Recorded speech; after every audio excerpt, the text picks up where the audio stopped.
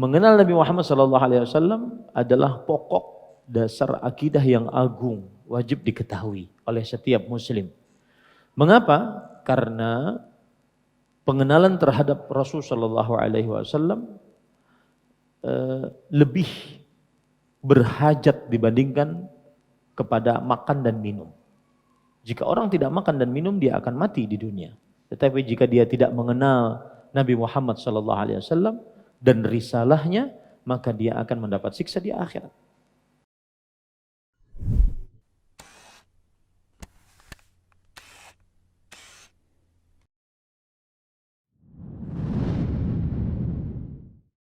Assalamualaikum warahmatullahi wabarakatuh.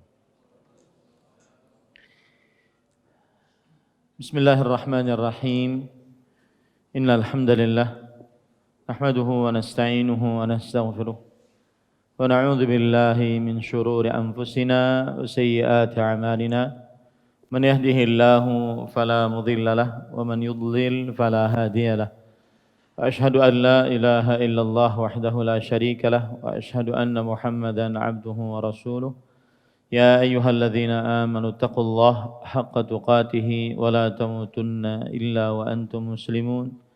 Ya ayyuhan nasu taqu rabbakumul ladzi khalaqakum min nafsin wahidah wa khalaqa minha zawjaha wa batha minhuma rijalan katsiran wa nisaa'a wattaqullaha alladzi tasaaluna bihi wal arham innallaha kana 'alaikum raqiba.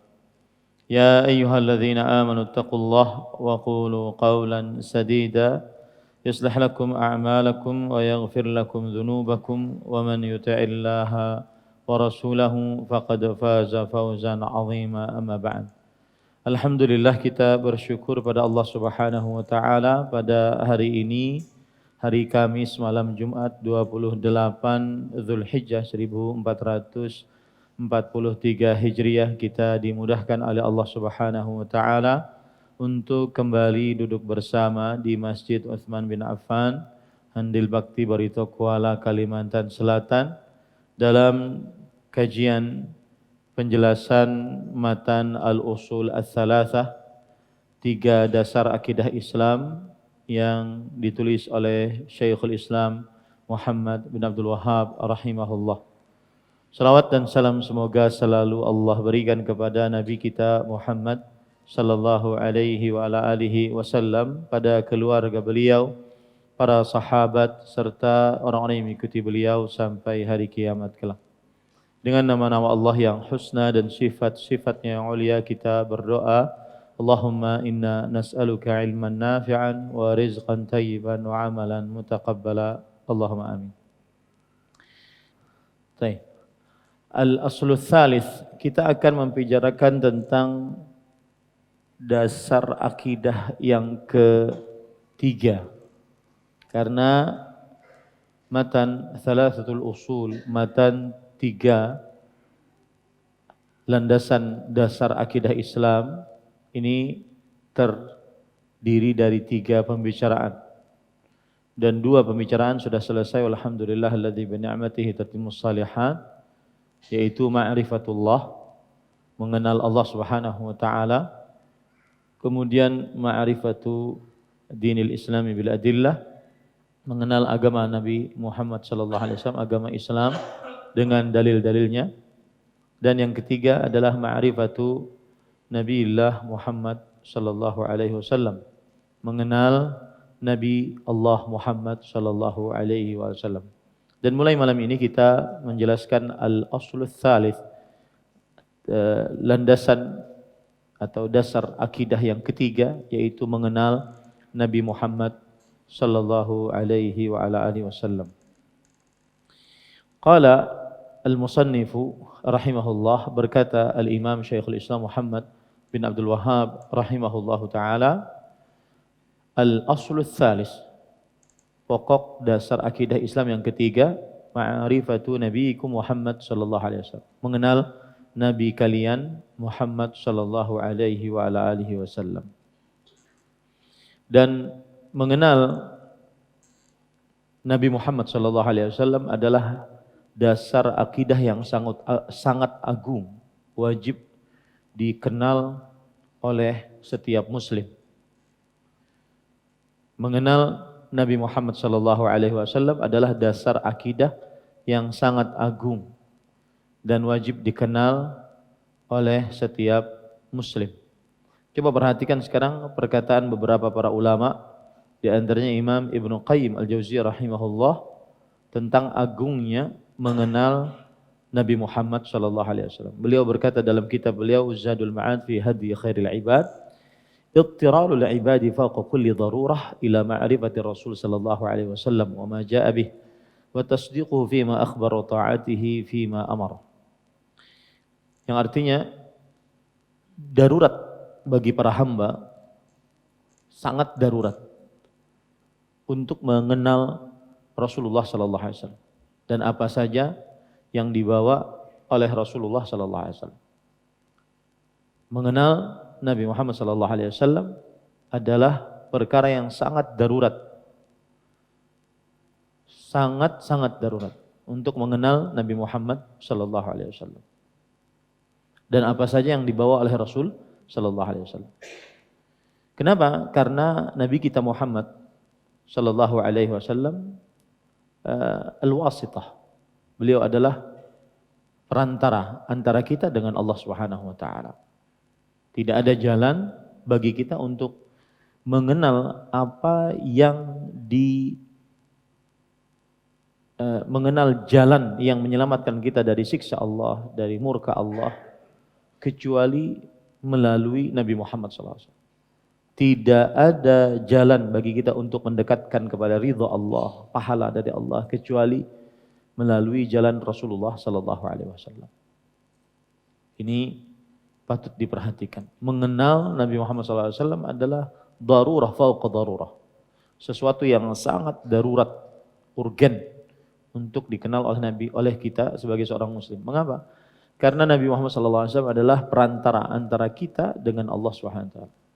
Tidak ada jalan agar kita selamat dari siksa Allah kecuali ketika kita mengenal dari Nabi Muhammad SAW. Tidak ada jalan untuk menggapai ridha Allah kecuali melalui jalan Nabi Muhammad SAW.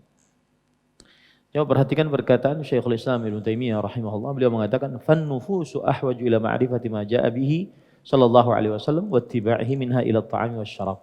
Fa inna hadha idza fata hasala al-maut fi dunya wa dzaka idza fata hasala al-'adzab." Jiwa sangat berhajat kepada mengenal Nabi Muhammad sallallahu alaihi wasallam dan mengenal untuk mengikuti Nabi Muhammad sallallahu alaihi wasallam. Lebih berhajat kepada makanan dan minuman. Kenapa? Karena orang kalau tidak makan, tidak minum, mati di dunia. Tetapi kalau dia tidak tahu Nabi Muhammad SAW, tidak tahu ajaran Rasul SAW, maka dia akan mendapatkan siksa di akhirat.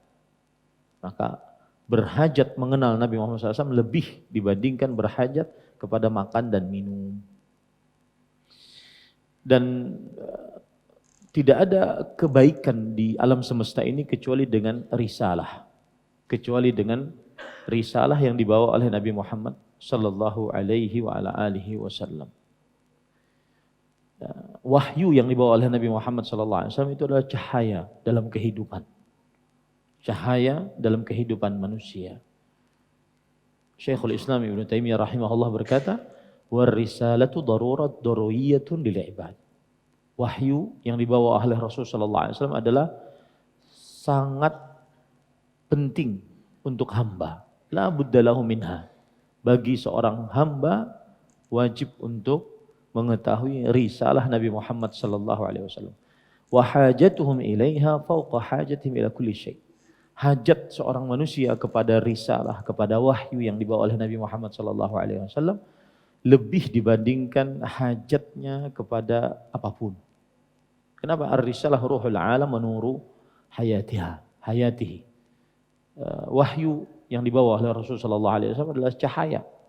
Cahaya di alam semesta ini. Dia ruh alam semesta ini. Kemudian oleh karena itu wajib bagi kita untuk mengenal Nabi Muhammad sallallahu alaihi wasallam. Karena al-aslul awal, akidah dasar yang pertama, ma'rifatullah, mengenal Allah Subhanahu wa taala. Dan al-aqidah yang kedua, al-aslul tsani, akidah dasar yang kedua, ma'rifatu dinil Islam, tidak dikenal kecuali melalui Nabi Muhammad sallallahu alaihi wasallam. Kita tidak bisa mengenal Allah kecuali melalui Nabi Muhammad SAW. Kita tidak bisa mengenal Nabi Muhammad, agama Islam kecuali melalui Nabi Muhammad sallallahu alaihi wasallam. Makanya kebahagiaan seorang hamba agar bisa taat kepada Allah, mengerjakan syariat Allah, itu tergantung pengenalan dia kepada Nabi Muhammad sallallahu alaihi wasallam dan apa saja yang dibawa risalahnya oleh Nabi Muhammad sallallahu alaihi wasallam. Maka tanya diri kita sekarang, berapa dalam pengenalan kita kepada Nabi Muhammad sallallahu alaihi wasallam dan berapa dalam pengenalan kita terhadap syariat yang dibawa oleh Nabi Muhammad sallallahu alaihi wasallam. Karena tidak tahu kita agama, tidak tahu kita Rabb yang kita sembah, agama Islam yang kita anut kecuali melalui Nabi Muhammad sallallahu alaihi wasallam. Makanya ada perkataan yang dikatakan oleh Imam Al-Qayyim rahimahullah, beliau mengatakan, wa idza kanat sa'adatul 'abdi fid dharain mu'allaqatan bi hadi Nabi sallallahu alaihi wasallam fayajibu ala kulli man nasaha nafsahu wa ahabba najataha wa sa'adataha an ya'rifa min hadihi was sirati wa sya'ni ma yakhruju bihi 'anil jahilin bih wa yadkhuluna fi 'idadi atba'ihi wa syi'ati wa hizbihi wan nasu fi hadha baina mustaqillin wa mustakthirin wa mahrum wal fadlu biyadillah yu'tihi man yasha wallahu dzul fadlil 'adzim. Artinya, oleh sebab itulah, jika kebahagiaan seorang hamba di dunia dan di akhirat tergantung kepada petunjuk Rasul sallallahu alaihi wasallam. Kita bahagia, bisa bahagia di dunia, bisa bahagia di akhirat, tergantung kepada petunjuk Rasul sallallahu alaihi wasallam. Maka wajib bagi siapa yang ingin kebaikan untuk dirinya, ingin keselamatan untuk dirinya, ingin kebahagiaan untuk dirinya, maka wajib baginya untuk mengenal petunjuk Rasul sallallahu alaihi wasallam. Wajib baginya untuk mengenal sejarah Rasul sallallahu alaihi wasallam. Wajib baginya untuk mengenal keadaan Rasul sallallahu alaihi wasallam yang dengannya dia keluar dari kebodohan tentang Rasulullah sallallahu alaihi wasallam. Yang dengannya dia masuk ke dalam golongan Rasul sallallahu alaihi wasallam. Yang dengannya dia menjadi umat Nabi Muhammad sallallahu alaihi wasallam. Yang dengannya dia menjadi kelompok Rasulullah sallallahu alaihi wasallam. Dan manusia dalam hal ini antara dua tarafani wa wasat, antara dua ekstrim kanan ekstrim kiri dan pertengahan. Antara orang yang terlalu sedikit pengetahuannya tentang Rasul sallallahu alaihi wasallam, antara orang yang terlalu berlebihan terhadap Rasul sallallahu alaihi wasallam. Oleh karena itu, siapa yang ingin bahagia di dunia dan di akhirat, maka wajib baginya mengetahui petunjuk Nabi Muhammad sallallahu alaihi wasallam. Karena mengetahui petunjuk Rasul sallallahu alaihi wasallam maka wajib baginya mengenal Nabi Muhammad sallallahu alaihi wasallam. Di sinilah pentingnya al-aslul tsalits, akidah dasar yang ketiga, mengenal Nabi Muhammad sallallahu alaihi wasallam. Saya ulangi apa yang sudah saya sebutkan. Mengenal Nabi Muhammad sallallahu alaihi wasallam adalah pokok dasar akidah yang agung, wajib diketahui oleh setiap muslim. Mengapa? Karena pengenalan terhadap Rasul sallallahu alaihi wasallam lebih berhajat dibandingkan kepada makan dan minum. Jika orang tidak makan dan minum, dia akan mati di dunia. Tetapi jika dia tidak mengenal Nabi Muhammad sallallahu alaihi wasallam dan risalahnya, maka dia akan mendapat siksa di akhirat. Satu. Yang kedua, mengenal Nabi Muhammad sallallahu alaihi wasallam penting karena wahyu yang dibawa oleh Rasul sallallahu alaihi wasallam adalah cahaya bagi alam semesta. Cahaya bagi alam semesta. Kemudian yang ketiga, Nabi kita Muhammad sallallahu alaihi wasallam, beliau adalah wasitah, perantara antara kita dengan Allah Subhanahu wa taala.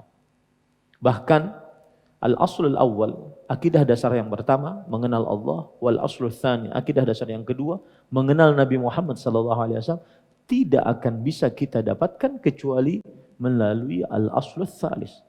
Akidah dasar yang ketiga, mengenal Nabi Muhammad sallallahu alaihi wasallam. Oleh sebab itulah siapa yang ingin bahagia di dunia dan di akhirat, maka wajib baginya untuk mengenal Nabi Muhammad sallallahu alaihi wasallam. Karena kebahagiaan dunia dan akhirat tergantung pengenalan kita terhadap petunjuk Nabi Muhammad sallallahu alaihi wasallam. Baik.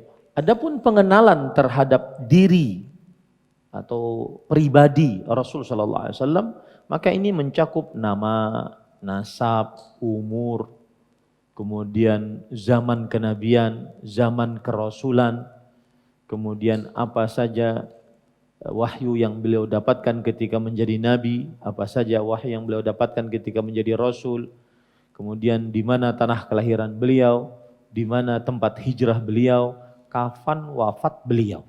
Dan yang paling agung dari itu semua adalah mengenal risalah yang dibawa oleh Rasulullah sallallahu alaihi wasallam. Nah, itulah yang akan kita pelajari pada pengenalan terhadap Nabi Muhammad sallallahu alaihi wasallam. Baik. Qala al-musannif rahimahullah, Imam Muhammad bin Abdul Wahhab Syekhul Islam Syekhul Islam Muhammad bin Abdul Wahhab rahimahullah berkata, wa huwa Muhammad ibnu Abdillah. Muhammad ibnu Abdillah. Bismillah.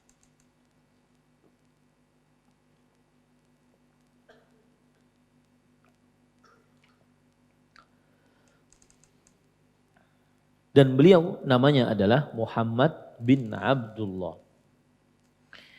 Muhammad artinya alladzi yuhmadu aktsara ma mimma yuhmadu ghairuhu.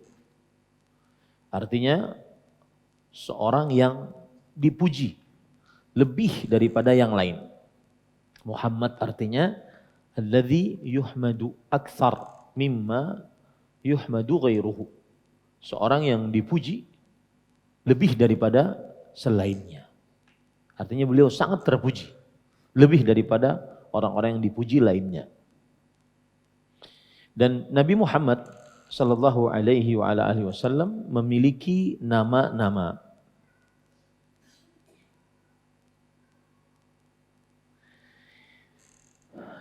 Nama-nama yang ada disebutkan dalam hadis-hadis Rasul dan juga ayat-ayat Al-Quran adalah diantaranya Muhammad sallallahu alaihi wa ala alihi wasallam. Sebagaimana dalam banyak ayat, Muhammadun wa ma Muhammadun illa rasul. Tidaklah Nabi Muhammad sallallahu alaihi wasallam kecuali Rasulullah sallallahu alaihi wasallam. Ini nama yang pertama. Kemudian nama yang kedua dari nama-nama Nabi Muhammad sallallahu alaihi wasallam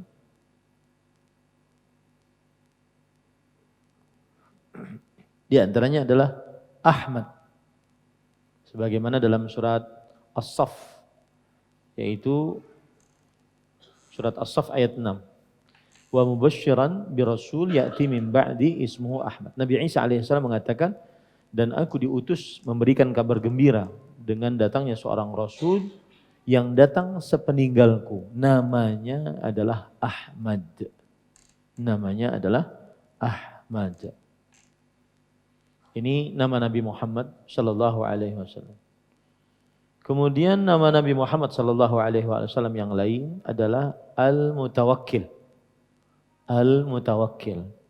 Berdasarkan hadis yang diriwayatkan oleh Imam Bukhari dari Abdullah bin Amr bin As radhiyallahu anhuma bahwa Rasul sallallahu alaihi wasallam disebutkan sifatnya di dalam kitab Taurat.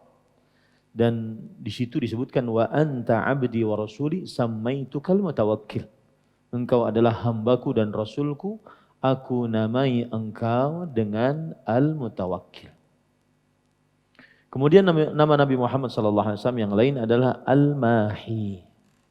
Al-mutawakkil artinya yang bersandar hatinya kepada Allah. Al-mahi artinya yang menghapus kekufuran. Yang menghapus kekufuran. Kemudian juga al-hashir. Al-hashir nama Nabi Muhammad SAW adalah Al-Hashir. Al-Hashir yaitu yang manusia berkumpul di bawah telapak kaki Rasulullah SAW pada padang mahsyar. Manusia berkumpul di bawah telapak kaki Rasul SAW pada padang mahsyar.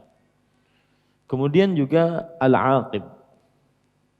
Al-Aqib adalah nama Nabi Muhammad SAW yang artinya adalah Nabi yang tidak ada Nabi dan Rasul setelahnya. Al-Aqib, Nabi yang tidak ada Nabi dan Rasul setelahnya. Al-Aqib. Hal ini berdasarkan hadis riwayat Bukhari dan Muslim dari Jubair bin Mut'im radhiyallahu anhu, bahwa Rasul sallallahu alaihi wasallam bersabda, "Innali asma'an." Sesungguhnya aku memiliki nama-nama. Ana Muhammadun wa ana Ahmadu. Aku adalah Muhammad. Aku adalah Ahmad. Wa ana al-Mahi. Dan aku adalah al-Mahi. Alladzi yamhullahu bi al-kufra. Yang denganku Allah Subhanahu wa taala menghapuskan kekufuran. Wa ana al-Hashir. Alladzi yuhsyarun nasu ala qadami. Aku adalah al-Hashir, yang manusia dikumpulkan di bawah telapak kaki. Wa ana al-Aqib alladzi laisa ba'dahu ahad. Dan aku adalah al-Aqib, Nabi dan Rasul yang tidak ada setelahku Nabi dan Rasul. Tidak ada seorang pun setelahku Nabi dan Rasul. Hadis riwayat Bukhari dan Muslim. Nama beliau juga adalah Al-Muqaffa. Al-Muqaffi, afwan. Al-Muqaffi. Nama beliau juga Al-Muqaffi. Sebagaimana hadis yang diriwayatkan oleh Imam Muslim dari Abu Musa Al-Ash'ari radhiyallahu anhu. Samma lana Rasulullah sallallahu alaihi wasallam nafsahu asma'an minha ma hafidhna wa minha ma lam nahfadh. Qala ana Muhammad wa Ahmad wal Muqaffi wal Hashir wa Nabiyyur Taubah wa Nabiyyur Rahmah. Rasulullah sallallahu alaihi wasallam menamai untuk kami diri beliau dengan beberapa nama. Ada di antara nama tersebut yang kita hafal, ada di antara nama tersebut yang kita tidak hafal. Beliau namanya adalah Muhammad, Ahmad, Al-Muqaffi, Al-Hashir, Nabiyyut Taubah, Nabiyyur Rahmah. Nabiyyut Taubah adalah gelar bagi Nabi Muhammad sallallahu alaihi wasallam. Wa Nabiyyur Rahmah adalah gelar bagi Nabi Muhammad sallallahu alaihi wasallam. Dan para ulama mengatakan kathratul asma tadullu ala syarafil musamma. Banyaknya nama menunjukkan kepada mulianya yang dinamai. Allah Subhanahu wa taala memiliki banyak nama, makanya Allah mulia. Kota Mekah memiliki banyak nama, maka kota Mekah mulia. Kota Madinah memiliki banyak nama, maka kota Madinah mulia. Nabi kita Muhammad sallallahu alaihi wasallam memiliki banyak nama, maka Nabi Muhammad SAW adalah mulia. Begitu, itu kaedahnya. Kathratul asma tadullu ala syarafil musamma. Banyak nama menunjukkan mulianya yang diberi nama. Baik. Kemudian di sini disebutkan Muhammad bin Abdullah. Dan nama yang paling agung dari nama-nama Muhammad SAW adalah Muhammad. Makanya Allah Subhanahu wa taala menyebutkan dalam Al-Qur'an, "Wa ma kana Muhammadun illa aba ahadin min rijalikum." Tidaklah Muhammad sallallahu alaihi wasallam bapak salah seorang di antara kalian. Itu disebutkan oleh Allah dalam surat Al-Ahzab ayat 40. Kemudian juga di dalam surat Ali Imran ayat 144, "Wa ma Muhammadun illa rasul." Tidaklah Nabi Muhammad sallallahu alaihi wasallam kecuali rasul. Begitu juga disebutkan dalam surah Al-Fatah ayat 29. Muhammadun Rasulullah. Muhammad sallallahu alaihi wasallam adalah Rasulullah. Ini menunjukkan bahwa Muhammad sallallahu alaihi wasallam adalah nama yang paling agung dari nama-nama Nabi Muhammad sallallahu alaihi wasallam. Gelar beliau atau kunyah beliau lebih tepatnya, kunyah. Kunyah beliau adalah Abul Qasim. Kunyah beliau adalah Abul Qasim. Abu, setiap kata Abu atau ummu di depannya itu namanya kunyah. Kunyah beliau Abu Al-Qasim.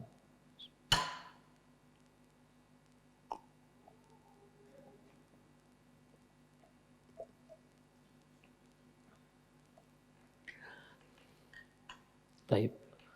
Muhammad ibnu Abdullah. Abdullah adalah bapak Nabi Muhammad sallallahu alaihi wasallam dan belum mendapati zaman kenabian. Belum mendapati zaman kenabian. Dan sebagian ulama berpendapat bahwasanya beliau adalah diwafatkan di atas selain Islam. Sebagian ulama berpendapat bahwa beliau diwafatkan di atas selain Islam berdasarkan hadis riwayat Muslim dari Anas bin Malik radhiyallahu anhu anna rajulan qala ya Rasulullah aina abi? Wahai Rasulullah, di manakah aku? Kata seorang lelaki. Di manakah bapakku? Qala finnar. Kemudian Rasulullah sallallahu alaihi wasallam menjawab di dalam neraka. Falamma qaffa da'ahu. Ketika orang tersebut sudah pergi, maka Rasulullah SAW memanggil lagi. Faqala inna abi wa abaka finnar. Sesungguhnya bapakku dan bapakmu di dalam nerakanya Allah Subhanahu wa taala. Ini hadis yang sulit untuk dibantah. Ya, tetapi sebagian ulama berpendapat bahwasanya nama bapak Nabi Muhammad sallallahu alaihi wasallam termasuk ahlul fatrah. Artinya orang yang berada di antara kenabian-kenabian Nabi Isa dengan Nabi Muhammad SAW yang tidak terkena risalah. Maka tidak ada hukum atas kedudukan bapak Nabi Muhammad SAW. Yang jelas terjadi ikhtilaf di antara para ulama dan ini jangan sampai menjadikan kekisruhan, kegunjingan dan jangan sampai diungkit-ungkit karena dia masalah ilmiah. Bukan masalah suka tidak suka, rendah tidak merendahkan Nabi Muhammad, masalah ilmiah. Para ulama dari semenjak dahulu berbeda pendapat. Imam Nawawi, Imam Al-Hafidh Ibnu Hajar, mereka berpendapat bahwa bapak Nabi Muhammad SAW sesuai dengan hadis. Sedangkan Imam As-Suyuti tidak berpendapat bahwa bapak Nabi Muhammad SAW di dalam masa fatrah. Sebagian orang-orang yang tidak bertanggung jawab yang menginginkan kaum muslimin terpecah belah selalu mengangkat permasalahan-permasalahan ini sehingga membenci satu dengan yang lainnya. Padahal dia permasalahan ilmiah dan tidak ada tercela. Bapak Nabi Ibrahim juga meninggal di dalam kesyirikan. Tidak ada ketercelaan dalam hal itu. Tidak ada tercela kepada Nabi Muhammad SAW kepada Nabi Ibrahim alaihi salatu wassalam. Dan ini menunjukkan bahwa man yahdihillah fala mudhillalah. Siapa yang diberi petunjuk oleh Allah, maka tidak ada yang menyesatkannya. Wa man yudlil fala hadiyalah. Dan siapa yang disesatkan oleh Allah, maka tidak ada yang memberi petunjuk kepadanya. Semuanya di tangan Allah Subhanahu wa taala. Tidak ada urusan benci atau tidak benci. Semua petunjuk di tangan Allah Subhanahu wa taala.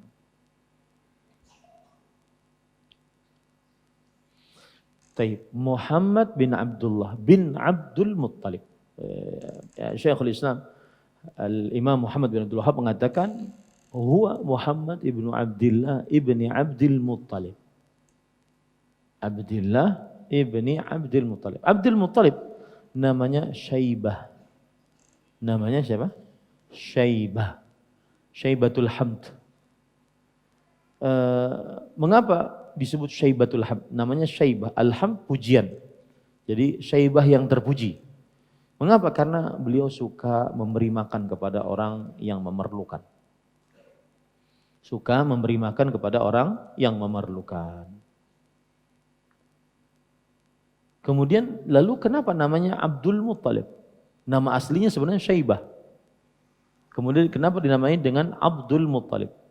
Jadi Al-Muttalib itu adalah paman beliau. Al-Muttalib adalah siapa? Paman dari Syaibah. Nah, ketika Al-Muttalib sampai ke kota Mekah, maka beliau menggendong Syaibah, membonceng Syaibah. Membonceng Syaibah. Dan Syaibah ini ketika itu masih kecil. Karena safar jauh dari luar Mekah sampai ke Mekah, akhirnya berubah wajahnya. Karena saking jauhnya safar. Maka orang mengira bahwa Syaibah ini adalah budak. Budak dari Al-Muttalib. Budak dari siapa? Al-Muttalib. Dan budak dalam bahasa Arab abd. Maka disebut dengan Abdul Muttalib. Paham ceritanya? Jadi Syaibah itu anak kecil dulunya. Dibawa oleh pamannya ke Mekah. Safarnya jauh. Dulu tidak ada transportasi kecuali naik onta, naik kuda, naik keledai. Maka karena safar jauh masuk kota Mekah, akhirnya wajahnya berubah. Mungkin kepanasan. Orang mengira Syaibah ini adalah budaknya Al-Muttalib. Maka orang menyebutnya menjadi Abdul Muttalib. Budaknya Muttalib. Itulah kisahnya. Maka kenapa menjadi Abdul Muttalib? Kenapa menjadi Abdul Muttalib? Taib. Muhammad bin Abdullah bin Abdul Muttalib bin Hashim. Bin Hashim. Hashim adalah nama aslinya Amr. Nama aslinya adalah Amr. Kenapa disebut dengan Hashim? Hashim adalah orang yang suka membuat makanan terdiri dari daging dan juga bubur. Bubur yang isinya daging. Ini disebut dengan dalam bahasa Arab Hashima Yahshimu atau Hashama Yahshim. Maka disebut dengan Hashim. Jadi Hashim itu bukan nama asli. Nama aslinya adalah siapa? Amr. Nama aslinya adalah Amr. Kenapa disebut dengan Hashim? Karena suka membuat makanan, bubur diisi dengan daging, dilauki dengan daging, diberikan kepada orang-orang yang umum yang kelaparan. Orang-orang yang umum kelaparan. Jadi nama Nabi Muhammad SAW, keluarga Nabi Muhammad SAW dari mulai kecil, dari mulai kakeknya memang beliau itu terkenal dengan pemberi, suka memberi, dermawan, murah hati.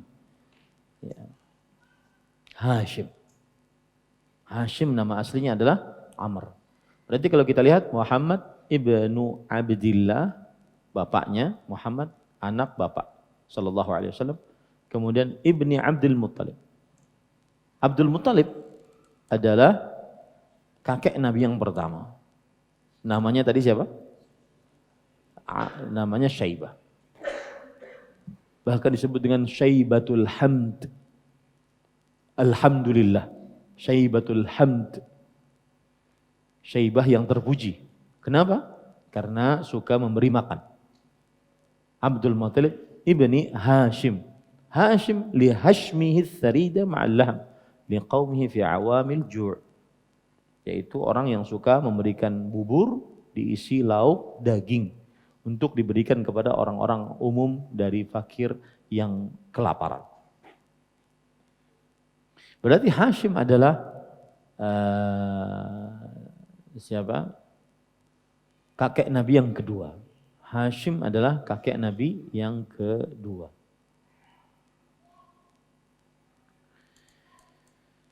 Taib. Para ikhwah yang dirahmati oleh Allah Subhanahu wa taala, kemudian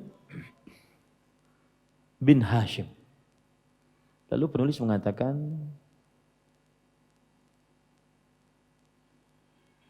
huwa Muhammad ibnu Abdillah ibni Abdul Muttalib ibni Hashim. Wa Hashimun min Quraisy. Hashim ini dari kabilah Quraisy. Quraisy adalah kabilah yang paling masyhur, paling mulia di tengah orang Arab. Quraisy adalah kabilah yang paling masyhur dan paling mulia di tengah orang Arab. Dan Quraisy ini adalah kakek Nabi yang ke-10. Muhammad bin Abdullah, bapak anak, bin Abdul Muttalib, kakek Nabi yang pertama, bin Hashim, kakek Nabi yang kedua, bin Abdi Manaf, bin Qusay, bin Kilab, bin Murrah, bin Amr, bin Lu'ay, bin Ghalib, bin Fihir. Fihir adalah kakek Nabi yang ke-10. Beliau inilah yang disebut dengan Quraisy.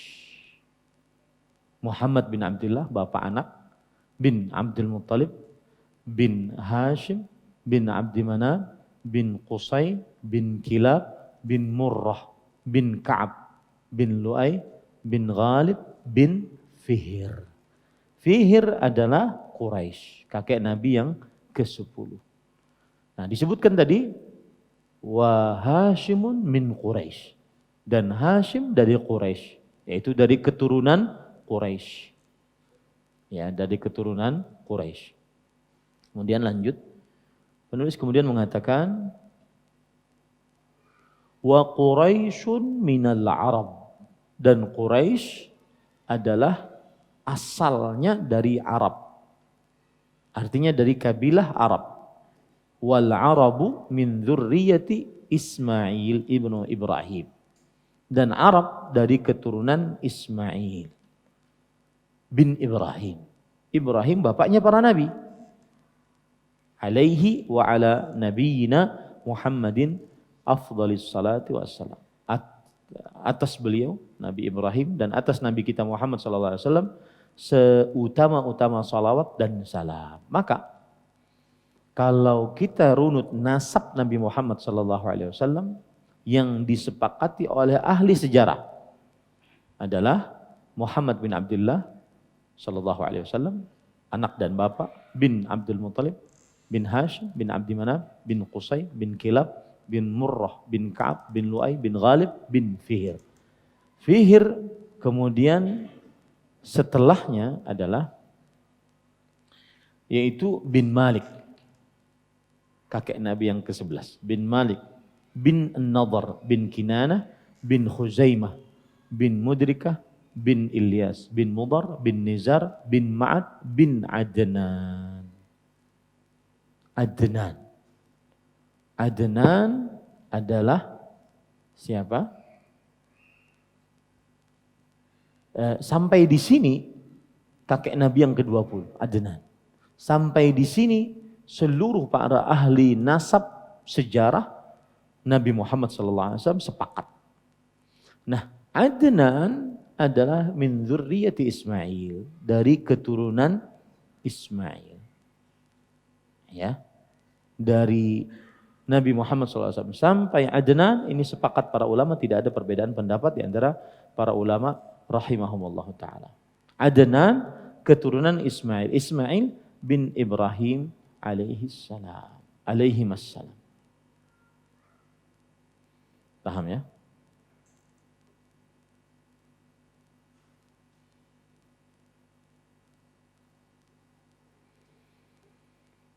Taib. Saya kemarin ada yang meninggal dari nenek saya. Nenek tapi bukan mamanya mama, tapi acil mama. Nenek. Kemudian saya tanya-tanya dengan keluarga. Saya suka melihat, mencari keturunan nasab. Karena mengetahui nasab itu menunjukkan agama seseorang. Menunjukkan agama seseorang. Saya sekarang bisa menyebutkan bapak saya, kemudian bapak saya, kakek saya, buyut saya. Kemudian nenek saya, itu istri kakek dari bapak ya. Kemudian buyut saya, itu saya bisa nyebutkan. Ibu saya juga, ibu saya, bapaknya siapa, ibunya siapa, bapaknya siapa, kemudian kakeknya siapa, bisa saya sebutkan. Begitu juga nini saya dari ibu. Tahu saya, alhamdulillah. Ya. Dan itu menunjukkan kita ingin menyambung hubungan rahim. Dan itu pahala. Itu pahala. Maka ibu Nabi Muhammad SAW, Aminah. Aminah binti Wahab, bin Abdi Manab, bin Zuhrah, bin Kilab, bin Murrah. Berarti antara bapak Nabi dengan ibu Nabi bertemu pada kakek Nabi Muhammad SAW, Kilab bin Murrah. Antara bapak Nabi dengan ibu Nabi Muhammad SAW bertemu pada kakek namanya siapa? Murrah, Kilab bin Murrah. Kalau kita lihat Kilab bin Murrah itu adalah Muhammad bin Abdullah bin Abdul Muttalib bin Hashim bin Abdullah bin Qusay bin Kilab bin Murrah. Kakek Nabi yang kelima. Bapak Nabi dengan ibu Nabi bertemu pada kakek Nabi yang kelima. Para ikhwah yang dirahmati oleh Allah Subhanahu wa ta'ala.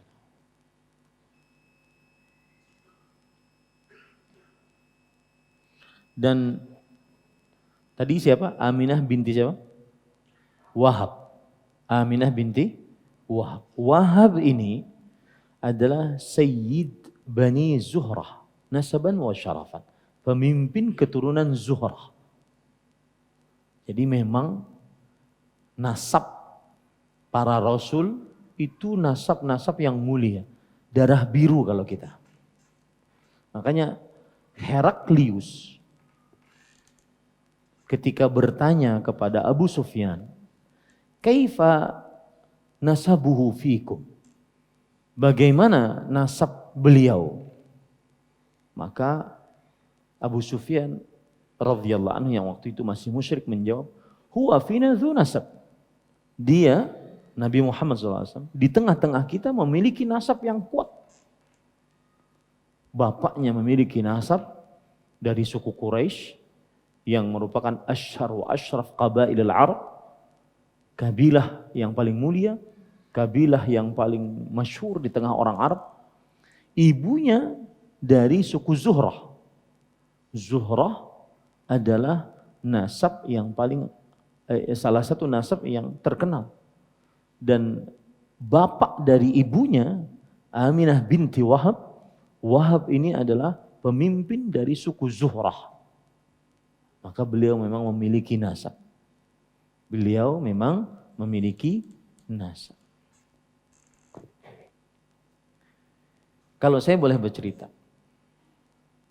tentang saya,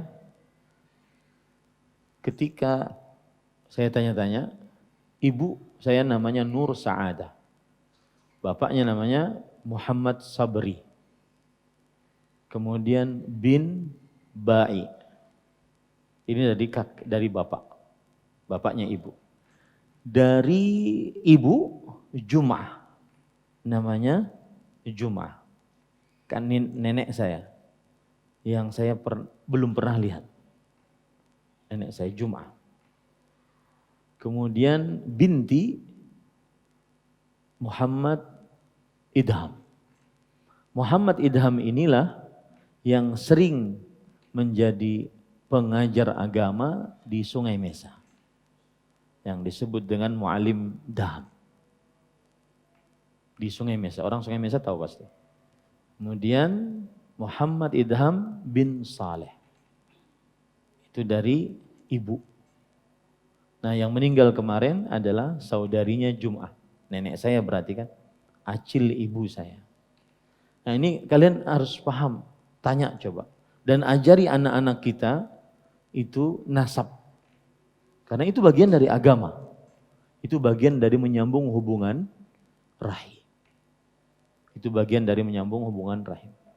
Yang menarik adalah nenek saya yang bernama Jum'ah itu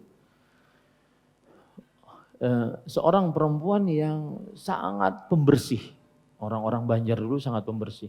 Kalau mau mandi, itu airnya ditakar dulu. Maksudnya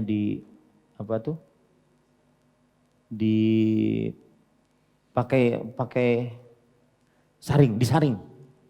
Kalau mau mandi. Ya, disaring. Jadi sangat pembersih. Dan itu termasuk daripada ajaran orang-orang Banjar dulu, sangat pembersih. Dan itu turun ke mama, memperhatikan tahara at-tuhuru syatrul iman. Kebersihan, kesucian itu termasuk daripada keimanan. Nah, ini para ikhwan yang dirahmati oleh Allah Subhanahu wa ta'ala. Baik. Kemudian kita katakan tadi Nabi Ibrahim alaihissalam saat berumur 86 tahun mendapati Ismail. Alhamdulillahilladzi wahabani 'alal kibar Ismail wa Ishaq. Segala puji bagi Allah yang telah memberikan aku anugerah saat aku sudah tua, yaitu Ismail dan Ibrahim. Ismail dan Ishaq. Ismail adalah az-zabih yang disembelih. Dan beliau adalah hidup di tengah orang-orang Arab.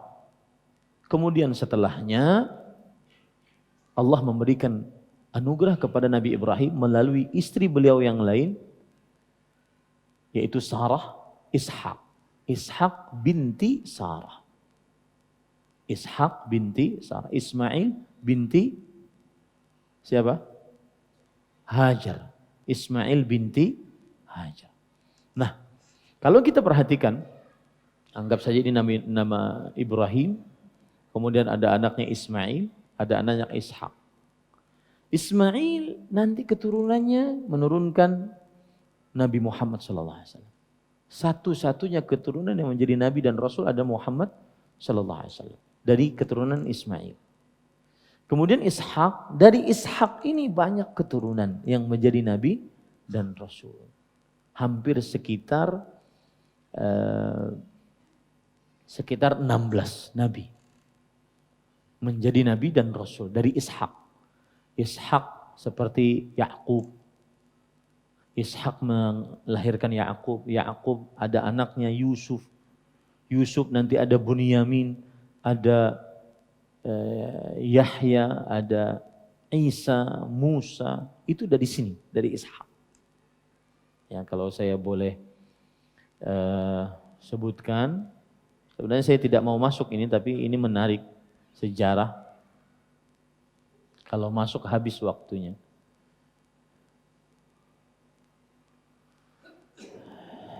Jadi saya ulangi ya, ada Ishak, ada Nabi Ibrahim, kemudian ada Nabi siapa? Nabi Ismail, ada Nabi Ishak. Nabi Ismail itu keturunannya Nabi Muhammad SAW yang menjadi Nabi dan Rasul. Ya. Kemudian Nabi Ishak banyak. Ishak di antara Yakub. Yakub turun Yusuf. Yusuf turun Ilyasa. Ya. Kemudian dari Yakub juga nanti ada Harun, ada Ilyas, ada Yunus, ada Daud, ada Sulaiman, ada Zakaria, ada Yahya. Ada Nabi Isa. Kemudian ada Nabi Musa dari Imran. Ya, jadi dari Yakub itu turun nanti ada Imran, ada Harun. Harun dengan Nabi Musa. Kemudian dari Ishak juga ada Ayub, ada Dzulkifli. Jadi kalau kita hitung ya, coba hitung ya. Nabi Ishak keturunannya adalah Ayub, Yakub, Yusuf, kemudian Ilyasa. Kemudian juga Yakub keturunannya Musa, Ilyas, Harun, Yunus, Daud, Sulaiman, Isa, 10 sudah. Zakaria, Yahya, 12. Kemudian Ishak juga keturunannya adalah Ayub, Dzulkifli. Berapa? 14. 14 lah. Ya. Nabi dan Rasul yang kita ketahui berapa? 25. 14 sudah ya. Baik. Itu termasuk Ishak belum masuk ya? Masuk nggak tadi? Enggak. 15. Masuk nggak? Belum ya? Berarti 15 dengan Ishak. 15 sudah ya? Tambah Ismail. Ismail dan Nabi Muhammad SAW. Berarti berapa? 17. Makanya disinilah Nabi kita Nabi Ibrahim disebut dengan Abul Anbiya, bapaknya para nabi. Karena keturunan Ibrahim 17 orang seluruhnya nabi dan rasul. Keturunan Ibrahim 17 orang seluruhnya nabi dan rasul. Lalu yang di atas Nabi Ibrahim siapa? Nabi Adam, Nuh, Idris, Kemudian siapa lagi? Hud, Saleh, Lut, Syuaib. Hah? 7. Satu lagi kurang. Siapa? Zulkarnain enggak masuk. Sulaiman masuk ke dalam keturunan Ishak. Coba kita hitung. Adam, Idris, Nuh. Kemudian Hud, Saleh, Lut, Syuaib. Oh betul, Ibrahimnya belum masuk. Ya. Ini 7 nabi sebelum Nabi Ibrahim. Adam, Idris, siapa lagi? Nuh, Hud, Saleh, Lut, Syuaib. 7 nabi sebelum Nabi Ibrahim. Berarti 18 bersama Nabi Ibrahim itu seluruhnya adalah keturunan Nabi Ibrahim. Makanya pantas beliau disebut sebagai apa? Abul Anbiya, bapaknya para nabi alaihimus salatu wassalam. Bisa dipahami ini para ikhwah?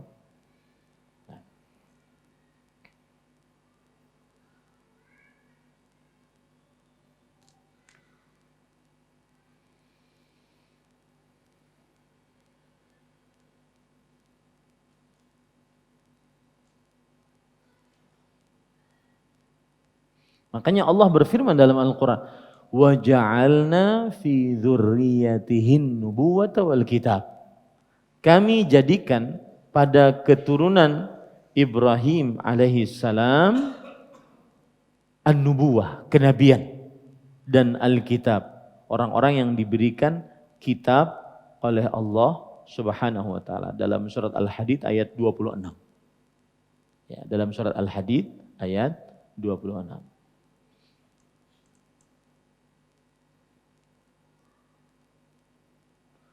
Begitu juga Allah berfirman di dalam Al-Quran, di antaranya surat Ali Imran ayat 33. Inna Allah astafa Adam, Nuh wa Nuhan, wa ala Ibrahim, dan keturunan Ibrahim, wa ala Imran alal alamin.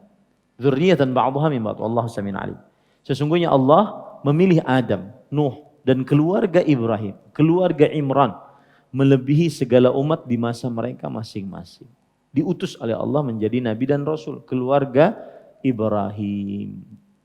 Keluarga Ibrahim, Ismail, Ishak. Ismail menurunkan Nabi Muhammad SAW. Ishak menurunkan para nabi. Lalu Imran ini siapa Ustaz? Imran ini kalau kita lihat tadi adalah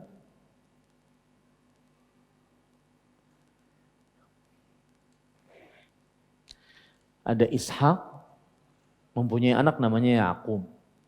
Yakub mempunyai anak selain Yusuf ada namanya Al-Asbat, Al-Ithnai Ashar. 12 orang dari saudara Yusuf yang memasukkan Yusuf alaihi salam ke mana? Ke sumur kering. Nah ini, dari Al-Asbat itu ada namanya Lawi. Lawi mempunyai saudara namanya Imran. Imran inilah darinya keluar Musa, keluar Harun, keluar Ilyas. Dari Al-Asbat ini yang 12 ini ada namanya Bunyamin. Bunyamin bersaudara dengan Yunus. Dari Al-Asbat ini ada namanya Yahuda. Yahuda bersaudara dengan Daud. Dari Al-Asbat ini ada namanya Daud mengeluarkan siapa? Melahirkan siapa? Sulaiman. Makanya Sulaiman bin Daud. Sulaiman bin Daud. Dari Sulaiman nanti keluar Zakaria.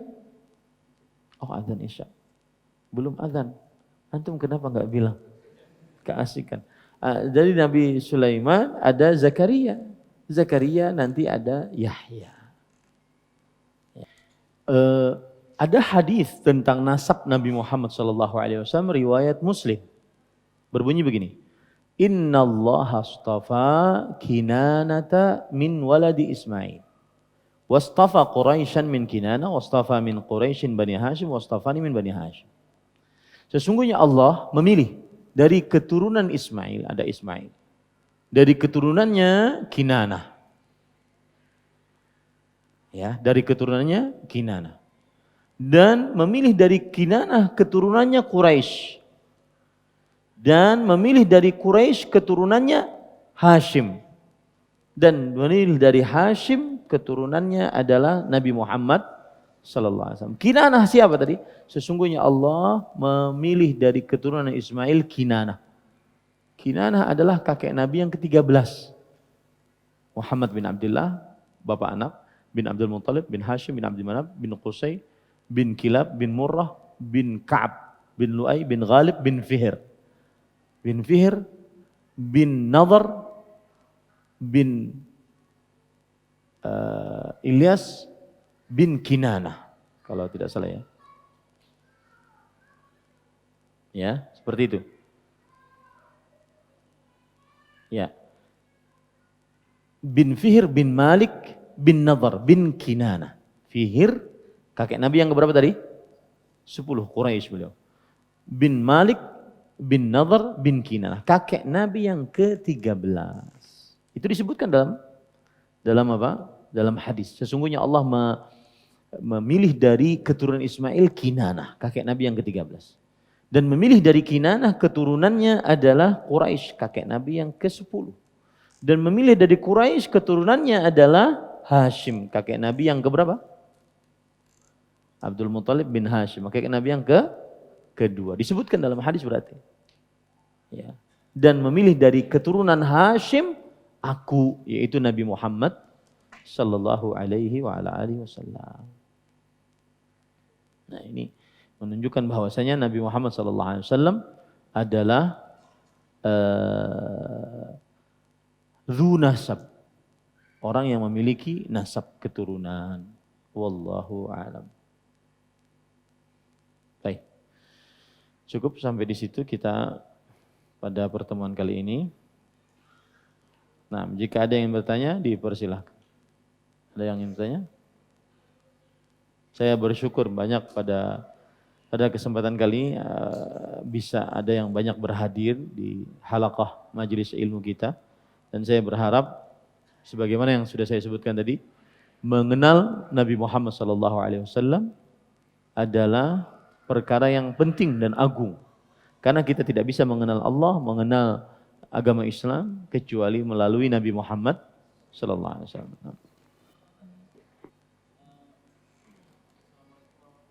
Waalaikumsalam warahmatullahi wabarakatuh.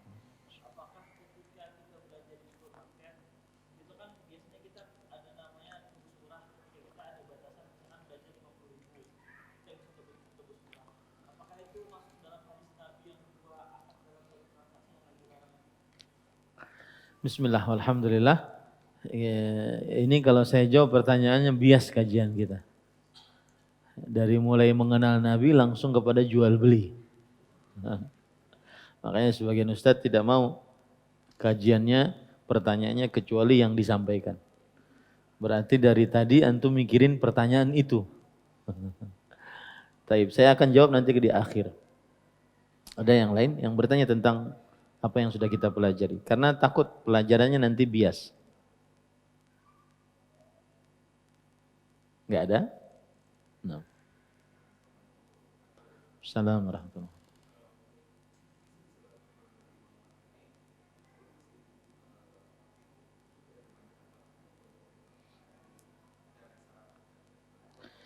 Bismillah, walhamdulillah. Adapun nasab Rasul sallallahu alaihi wasallam kan di dalam sejarah itu ada ahli sejarah.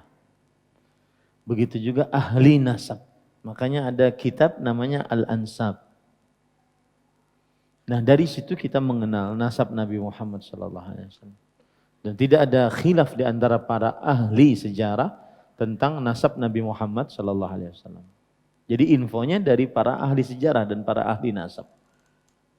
Wallahu a'lam. Dan itulah pentingnya menulis sejarah. Ketika ada Ustadz Muhammad Qasim Al-Muhajir, salah satu ustadz sepuh di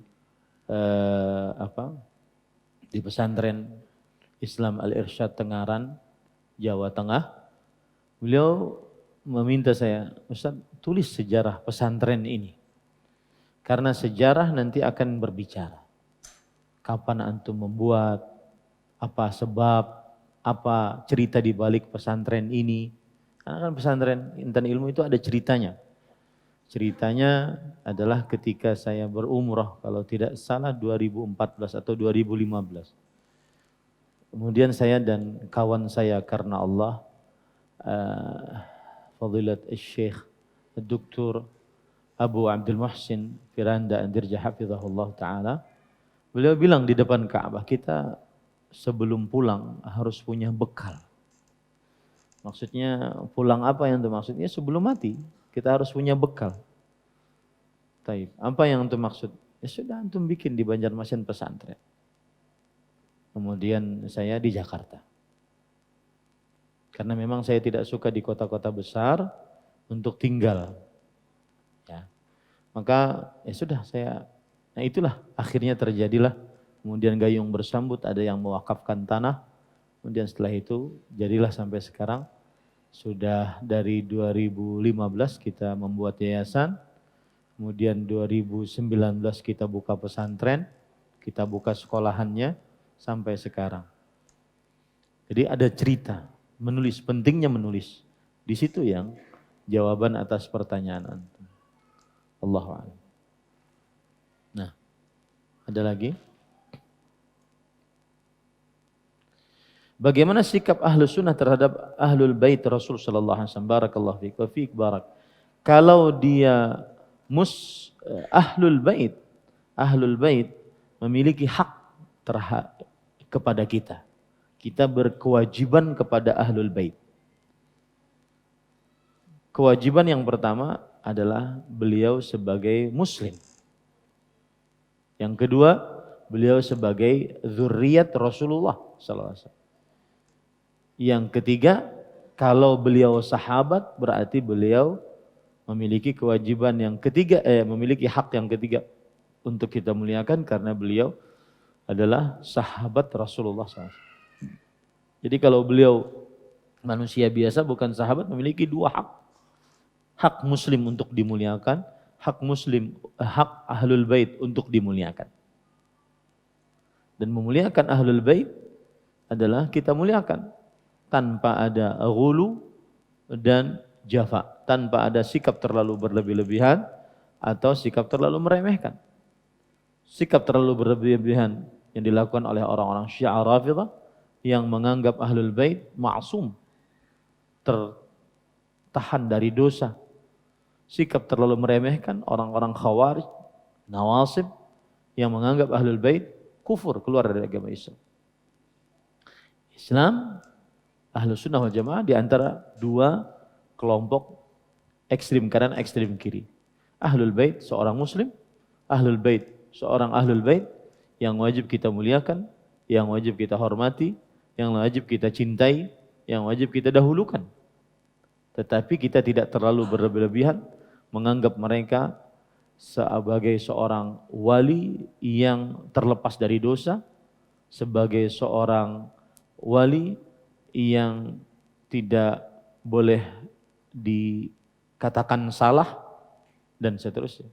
Atau sikap terlalu meremehkan yang menganggap mereka keluar dari agama Islam dan meremehkan mereka. Tidak demikian.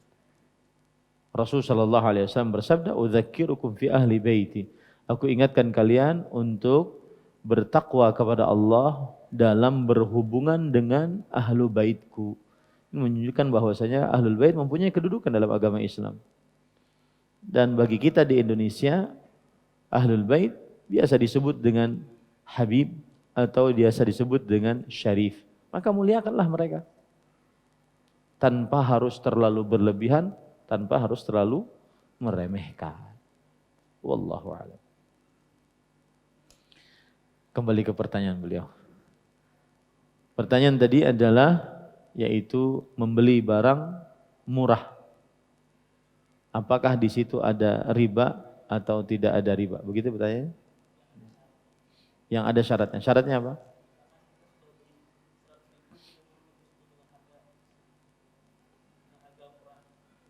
Rp100.000 dengan harga murah.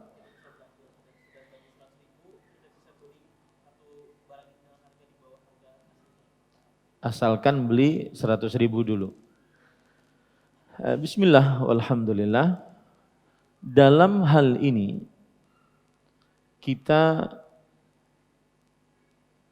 asal hukumnya seorang penjual berhak untuk memberikan bonus ataupun hadiah atas pembelian barangnya. Seperti saya membeli kepada antum 100.000, kemudian nanti ditawari bahwa gelas ini jika Bapak beli barang saya 100.000, maka Bapak bisa membeli gelas ini yang asal harganya 20.000 menjadi 5.000. Asalkan beli dulu 100.000. Maka jawabannya tidak ada pelarangan dan juga pelanggaran terhadap syariat Islam di dalam hal ini. Karena dia membeli barang, kemudian pihak penjual menjual barang dengan harga yang lebih murah setelah dia membeli pada jumlah tertentu. Tidak ada pelanggaran syariat di dalamnya. Yang terjadi pelanggaran syariat di dalamnya adalah apabila terjadi undian dari pembelian barang. Saya membeli barang sejumlah harga 100.000. Kemudian saya dapat kupon dari 100.000 tersebut. Yang membeli barang kurang dari 100.000 tidak dapat kupon. Yang dapat kupon 100.000 lebih. Kalau 500.000 berarti dapat kupon 5. Kemudian setelah itu diisi. Lalu dapat hadiah jika dapat undiannya. Maka hal ini judi. Jika memang tujuan membeli barangnya agar mendapatkan kupon. Itu adalah judi. Karena dia bukan transaksi jual beli, akan tetapi transaksi untung-untungan. Akan tetapi yang tadi tidak tergolong judi atau riba di dalam. Tidak ada praktek judi atau riba. Itu murni atau manajemen dari jual beli. Dari si penjual kepada si pembeli agar barang-barangnya laku. Persis seperti kita di kasir ketika kita beli barang di atas 100.000, kadang-kadang kasir mengatakan, ini Pak bisa beli 1 dapat 2. Nah itu tidak mengapa. Wallahu a'lam. Nah, yang lain? Cukup? Kita cukupkan dengan kafaratul majlis. Subhanakallah bihamdik. Asyhadu an la ilaha illa anta astaghfiruka wa atubu ilaik. Wa sallallahu nabiyana Muhammad walhamdulillahi rabbil alamin. Wassalamualaikum warahmatullahi wabarakatuh. Terima kasih. Jazakumullah khairan wa barakallahu fikum. Video ini dibuat atas partisipasi dari donasi Anda. Semoga menjadi amal jariah bagi Anda semuanya.